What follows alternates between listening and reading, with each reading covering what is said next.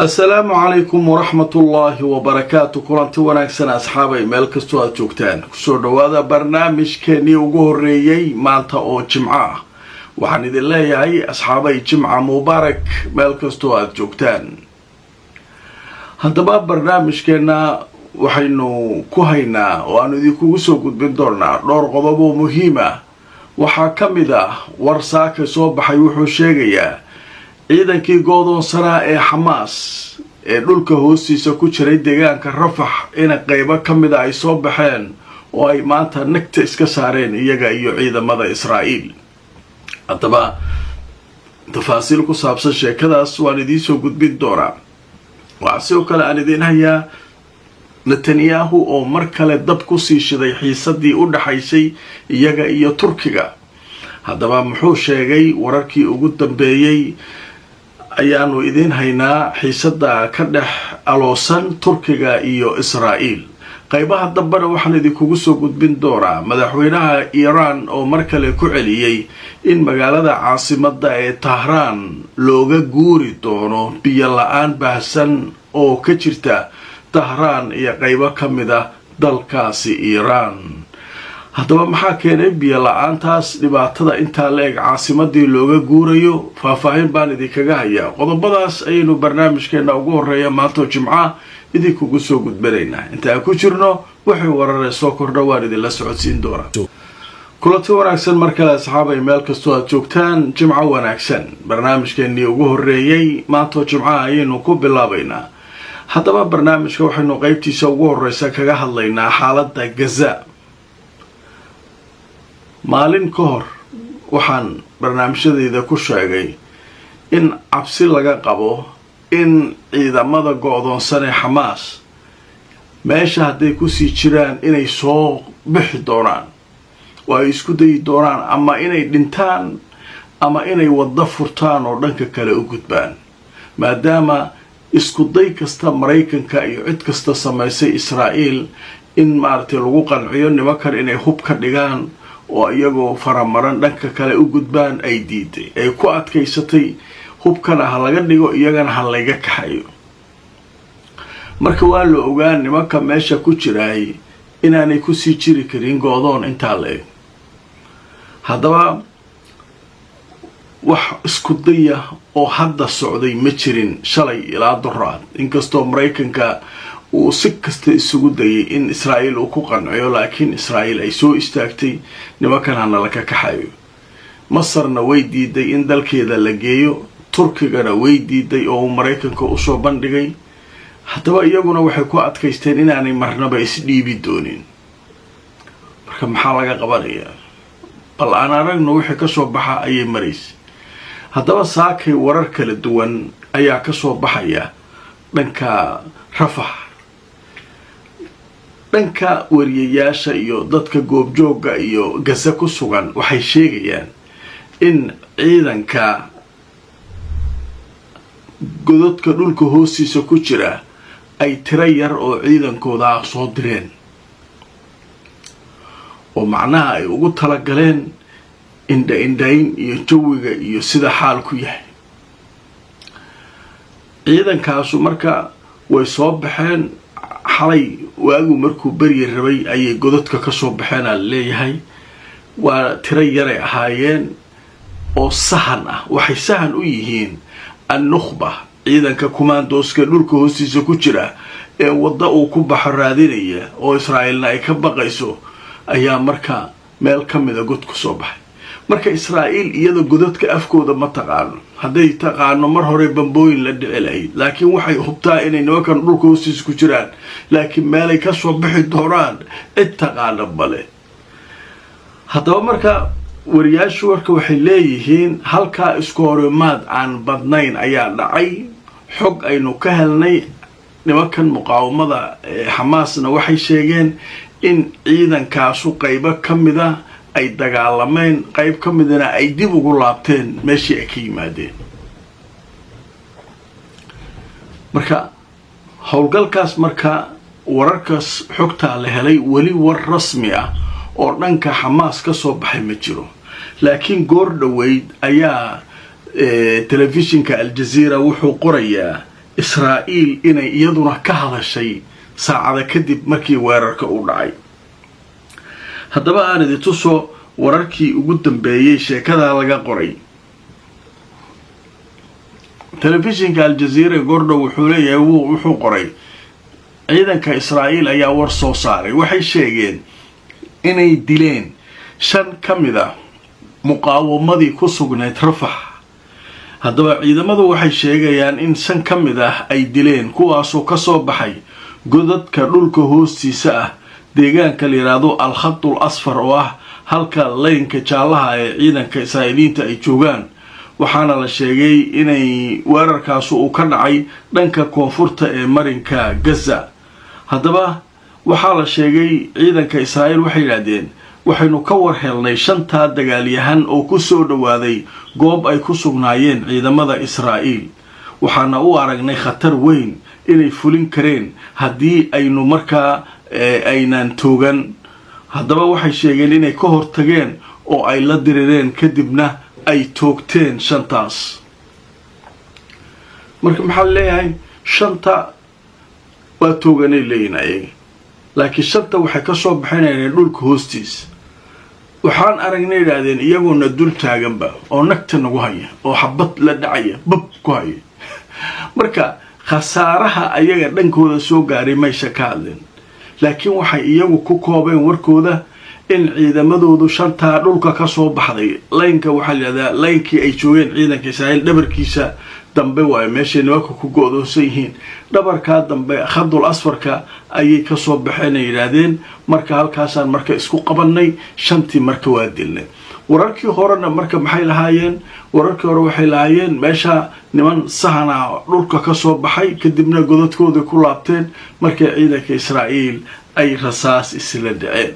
marka meesha marka waxaa ka muuqanaya weli xiisadii ciidanka go'doonsan way taaganta. sidii markii horeba dadku ay sheegeen, khubaradu waxay yidhaahdeen ciidanka meesha kuma sii jiri karo, ama in la wada baabi'iyo ay soo baxaan oo ay dagaalamaan iyaguna waxa ay salfan karaan salfadaan, ama in si nabadgelya waxaan lagu kala wado. laakiin intaa ka badan ma sii go'doonsanaan karaa. marka warkii uu soo baxay waa ujeedaan. marka maanta sahan yaray soo dirsadeen liri si ay u qiimeeyaan awoodda iyo jawiga iyo halka ay ciidanka israa'iiliyiintu joogaan maadaama iyagoo dhulka hoostiis ku jiraan. marka hadda waxaa leeyahay waxaa la filayaa saacadaha soo socda in weerar weyn ay soo qaadi doonaan nimanka dhulka hoostiisa ku jira.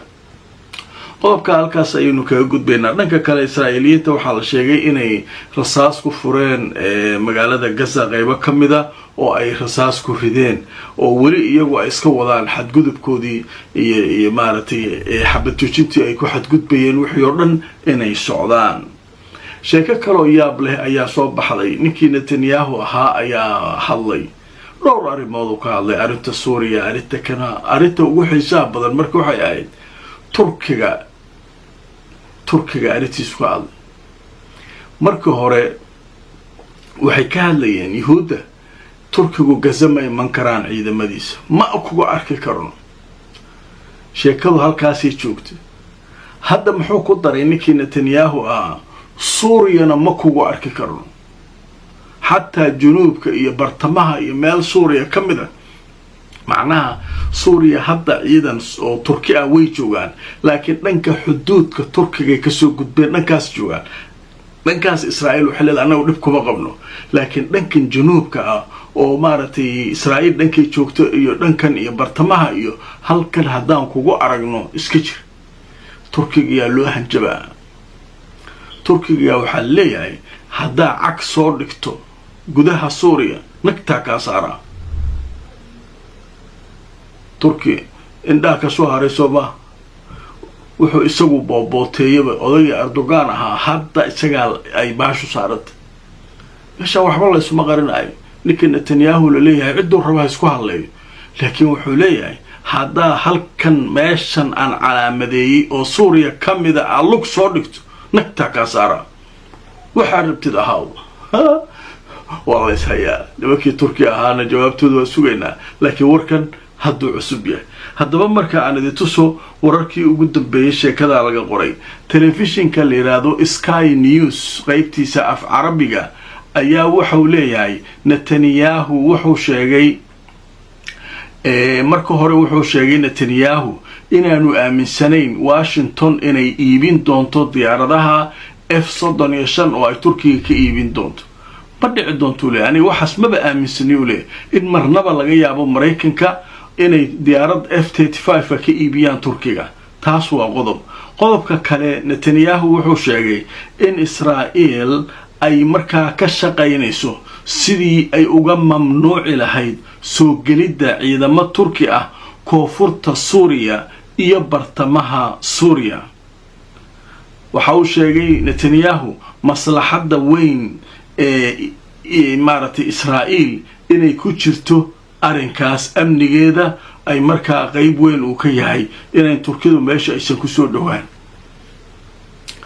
marka saddex qodob ayuu arintaa marka muhiimadeedu tahay koow wuxuu yiri Mareykan maba ka gadaayaba diyaaradda F-35 leeyahay F-35 tan waa midaan ka hadalnay waa midda Israel ay gobolkan ku haysanaa meesha rabnaa ku weerarnaa waa midda Sacuudiga hadda waa laga gadaa leeyahay ay qaylinayso lagama gadi karo ay lahayd midda uu Erdogan ku dhagan yahay mar walba ay Turkigu doonayaan in ay ka helaan Mareykankana waa diyaaraddaas F-35 leeyahay diyaaraddaas marka Mareykan wuxuu taagan yahay ha iska iloobaan Mareykanka gadi maayo horta diyaaradda F-35 Turki in laga gado diyaaraddaas ha iska iloobo wixiisa kala ha qarraacsado haye midda labaad koonfurta iyo bartamaha Suuriyana ma ku arki karno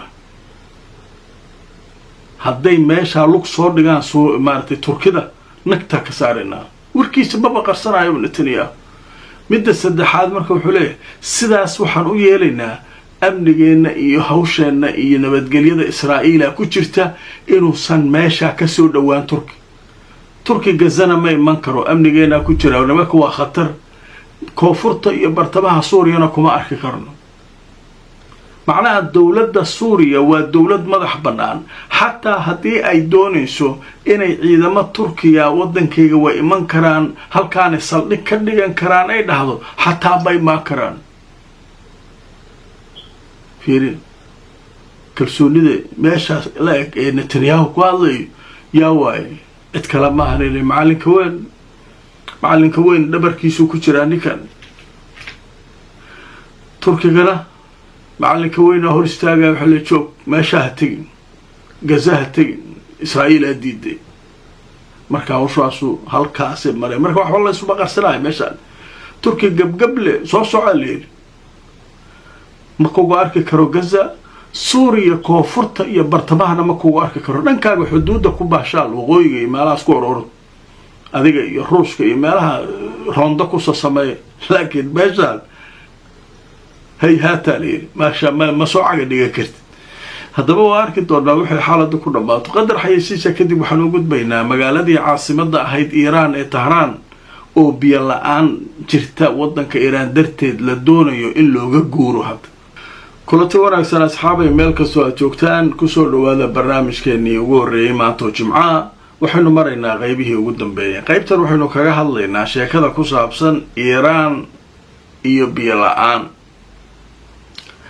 Iiraan waxaa lagu leeyahay 60 sano ka hor ugu dambeysay abaarta haysata hadda roob la'aan dhibaato mushkilad biyo la'aan saameeyay waliba 4 gobol oo waaweyn oo wadanka kamid ah oo ay Tahraan ku jirto biyihii ka dhamaaday dadkina way ku badan yihiin waa caasimadii maxaa la sameeyaa biyo la'aan caasimadii oo dhan oo biyo lahayn waa Tahraan waa Asfaan iyo 2 gobol oo kale oo gobolada waaweyn kamid ah 4taas gobol biyo nag waa la waayay dawladdu madda maxay sameeyeen wala caasimadii way ka raraysaa dawladii marka waxay u guuraysaa gobolada biyaha leh wadankii aan biyo lahayn roob ma leh waa dhibaato meesha ka jirta marka dhowr maalmood ka hor madaxweynuhu ka hadlay markaas waxa la yiraahdaa madaxweynuhu uga hadli karaa arika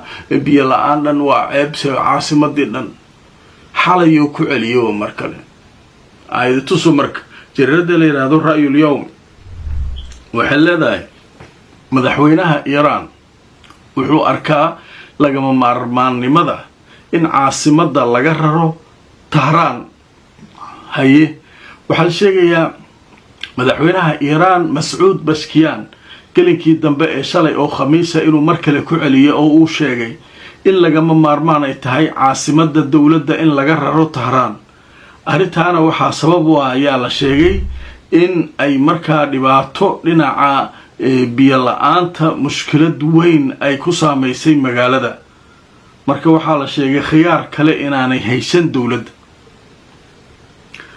khiyaar kale ma haysano macnaha doorasho kale ma haysano yidhi biyo la-aan darteed marka abaarta jirta dhibaatada jirta roob la-aanta waa yaabaysaa marka waxaa la yidhi magaaladii caasimadda dhan tahraan dadka waa isaga guurayaan biyo male wax la cabo male wax lagu qubaysto male hadda maxaa yaala marka dowladdiina waxay tiri caasimaddii waaba ka raraynaa halkan gobolladaas kaleaan geynaynaa oo biyaha leh oo biyaha laga heli karo marka meeshii iiraan ahayd marka biyo la-aana loogu kala carari rabaa musiibaa meesha ka taagan abaar xunaa ka jirta marka dhibaatadaasaa jirta barnaamijkaygii waa naga intaa saxaabay meel kastoo aad joogtaan barnaamijkii ugu horreeyay maantoo jimcahaan idiin soo gudbinay fakarkeena aragtidiina dhiibta inta aan mar kala kulmayno nabadgelyo